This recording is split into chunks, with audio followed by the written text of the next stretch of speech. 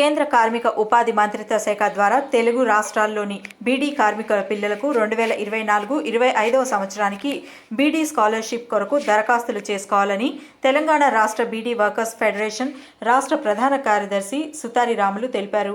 జగిత్యాల జిల్లా కోరుట్ల డివిజన్లోని సి ప్రభాకర్ భవన్లో జరిగిన సమావేశంలో ఆయన మాట్లాడుతూ ప్రభుత్వ పాఠశాలలు మరియు ప్రభుత్వ గుర్తింపు పొందిన పాఠశాలలో చదువుతున్న విద్యార్థులు 1వ తరగతి నుండి 10వ తరగతి వరకు ఆగస్టు 31 లోపులు ఇంటర్, డిగ్రీ, ఐఐటి లేదా ఏదైనా ప్రొఫెషనల్ కోర్సులు చదివేవారు అక్టోబర్ 31 లోపు దరఖాస్తు చేసుకోవాలని కోరారు.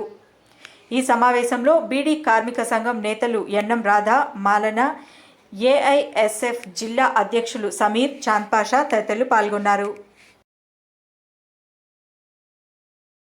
డిస్పెన్సర్ నుంచి సంక్షేమ దవాఖాన నుంచి మరి కోరడం జరుగుతుంది.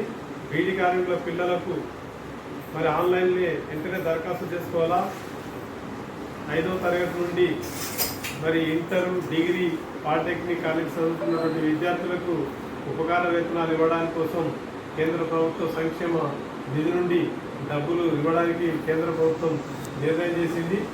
దాని వెంటనే విద్యార్థులందరూ కూడా ప్రభుత్వ ఆమోదం పొందినటువంటి స్కూల్లో ఉన్నటువంటి విద్యార్థులందరూ కూడా వెంటనే ఈ యొక్క స్కాలర్షిప్ కోసం ఆన్లైన్లో దరఖాస్తు చేసుకోవాలి. దానికి సంబంధించినటువంటి డీటెయిల్స్ మా సిపిఐ బీడీ కార్మిక సంఘం మరి మీకు పూర్తి వివరాలు అందిస్తుంది.